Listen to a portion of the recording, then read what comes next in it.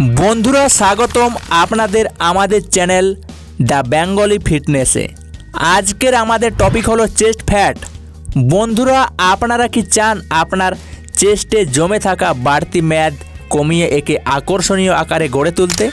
তাহলে এই ভিডিওটি আপনাদের জন্য। এই ভিডিওতে আমরা জানব কিভাবে চেস্টের বিভিন্ন অংশে আপার চেস্ট, মিডিল চেস্ট আর লোয়ার চেস্টে জমে থাকা মেদ কমানো যায়।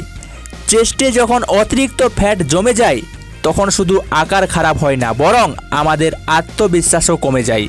বিশেষ করে যখন আমরা জামা কাপড় পরি তখন অস্বস্তি বোধ করি। আজকের ভিডিওতে আমরা এই সমস্যার সমাধান জানব, যাতে আপনারা আবারও আত্মবিশ্বাস ফিরে পান। প্রথমে আমরা জেনে নেব যে কি কি এক্সারসাইজ করতে হবে। তো exercise number 1, diamond push up. হাতকে বুকের নিচে ডায়মন্ড শেপে রাখুন, এতে আপনার ট্রাইসেপস আর চেস্ট দারুণভাবে অ্যাক্টিভেট হবে। নাম্বার 2, নর্মাল পুশ আপ, সবচেয়ে ক্লাসিক ভেরিয়েশন। এতে পুরো চেস্ট, শোল্ডার আর কোর একসাথে কাজ করে।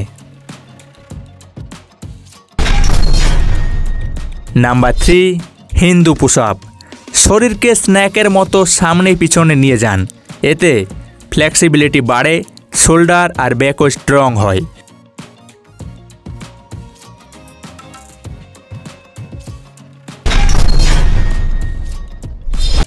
ক্ল্যাপ পুশ আপ, ডাউন থেকে জোরে উঠে হাত তালি দিন, এটা আপনার পাওয়ার আর এক্সপ্লোসিভনেস বাড়ে।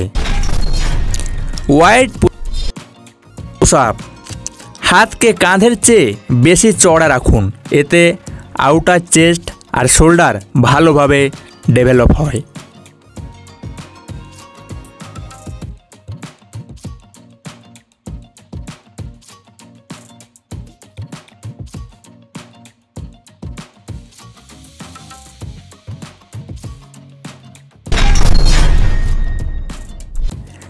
নাকল পুশ আপ, মুঠো বেঁধে ফ্লোরে করুন অথবা যে কোনো মাঠে বা যে কোনো জায়গায় করুন, এতে রিস্ট স্ট্রং হয় আর ফোর আর্ম পাওয়ার বেড়ে যায়।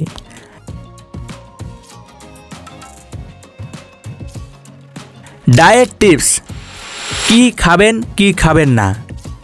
তেলে ভাজা ও ফ্যাটযুক্ত খাবার একেবারে বাদ। বেশি লবণ খাওয়া যাবে না, অতিরিক্ত চিনি খাওয়া যাবে না। কি খাবেন? সকালে খালি পেটে 1 গ্লাস লেবু জল, 100 গ্রাম দই প্লাস 1 চামচ জিরা গুঁড়ো।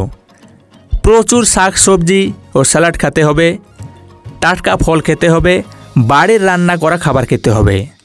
তো বন্ধুরা, এই পুশ আপ ভেরিয়েশন আর ডায়েট টিপস নিয়মিত ফলো করলে খুব সহজে আপনারা চেস্ট ফ্যাট কমিয়ে সুন্দর শেপ পেতে পারবেন। ভিডিওটি ভালো লেগে থাকলে অবশ্যই লাইক করুন, কমেন্ট করুন আর আমাদের channel the Bengali fitness subscribe করুন। আবারও দেখা হবে নতুন ফিটনেস টিপস নিয়ে। ধন্যবাদ, সুস্থ থাকুন।